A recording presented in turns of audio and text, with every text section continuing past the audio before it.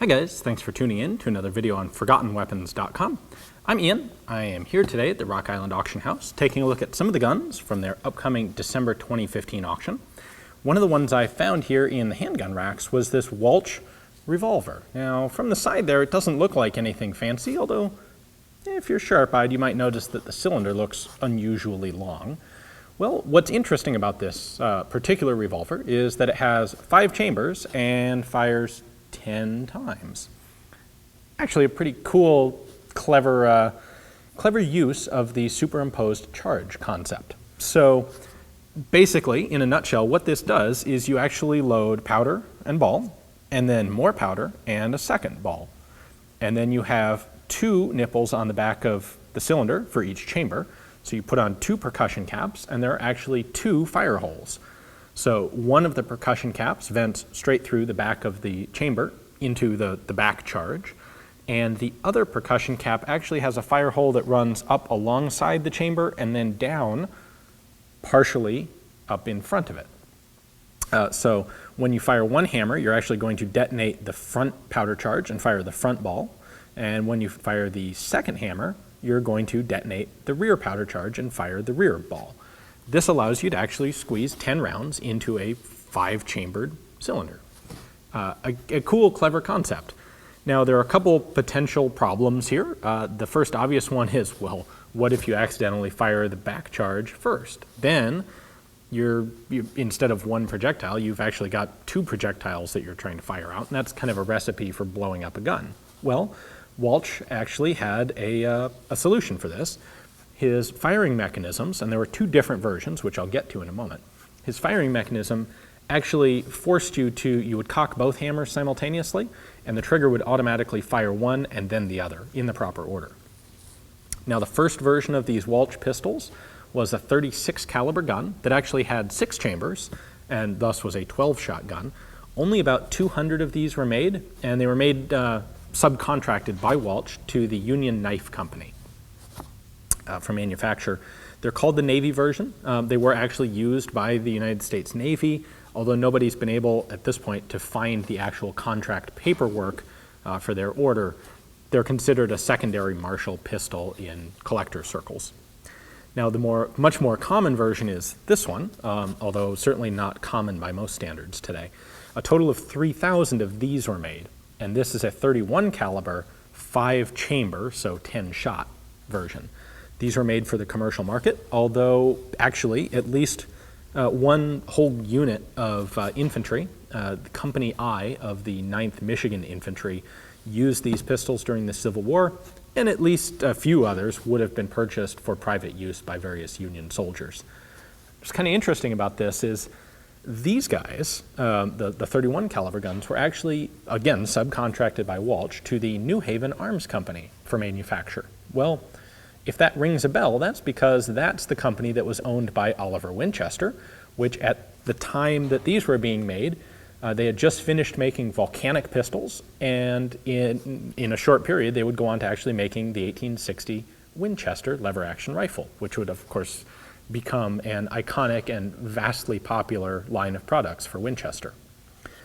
In fact, it's kind of funny, there's some correspondence that you can find between Oliver Winchester and somebody else, and he's discussing these pistols, and he says how the company had decided to make a large batch, Winchester had decided to make a large batch of volcanics, and they spent quite some time doing it, and by the time they actually had product coming out, they were really kind of disheartened to find that there was a major prejudice against the volcanic in the market, and it didn't sell very well, and rather than try and continue developing it, they decided to kind of take a break, and they just, we need some quick, easy cash flow.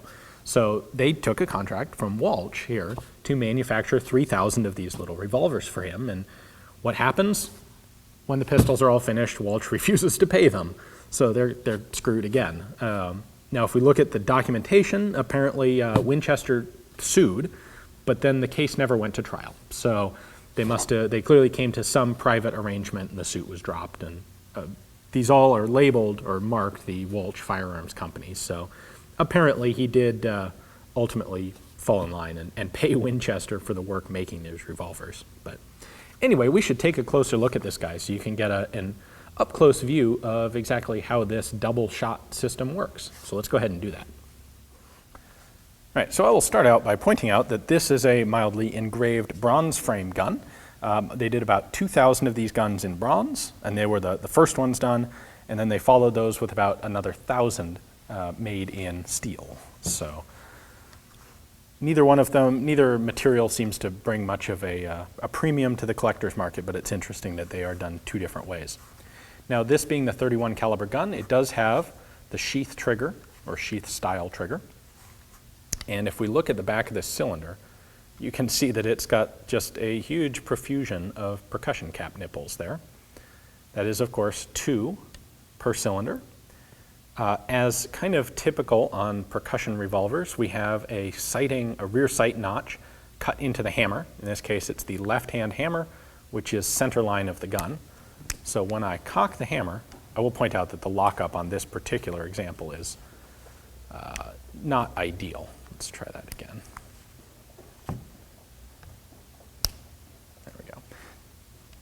Yep, so when I cock it, that will rotate the cylinder like so. And now, when I pull the trigger, it will drop first one and then the other hammer. I'm going to use this pencil to cushion it. So there's our first hammer, which fires the front ball, and then second hammer fires the rear one. So once again, do this from the side so you can see it. First pull drops the one hammer, second pull drops the other hammer. Now, the other thing to point out here is that if I do this quickly, let's say I'm panicked and just gank off a shot, one long pull will actually fire both chambers, or both percussion caps of that chamber. It will fire them in sequence, but it will fire them both. So hopefully you don't have a hang fire on one of your percussion caps when you do that, or that could be non-optimal, shall we say.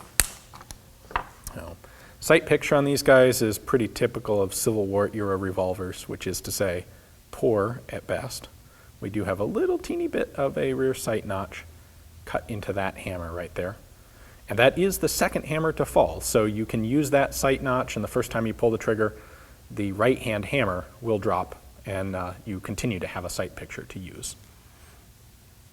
Now, disassembly is just like a typical Colt. You've got a wedge here, drive that wedge out, and then the barrel assembly comes off and the cylinder comes out. On this particular one, that's kind of tight, and I don't want to be the guy who takes a pin punch to it, so I'm going to leave that assembled for the time being. So there you have it, one 10-shot, 5-cylinder Walch revolver. Well, thanks for watching, guys. I hope you enjoyed the video. These are a cool little side note in Civil War revolver history. You know, the superimposed charge is something you can do with a muzzleloader that, you know, short of Metal Storm, you can't really do with cartridges. So if you'd like to add this one to your own collection, certainly a cool piece of Civil War memorabilia, take a look at the link in the description text below. That'll take you to Rock Island's catalog page.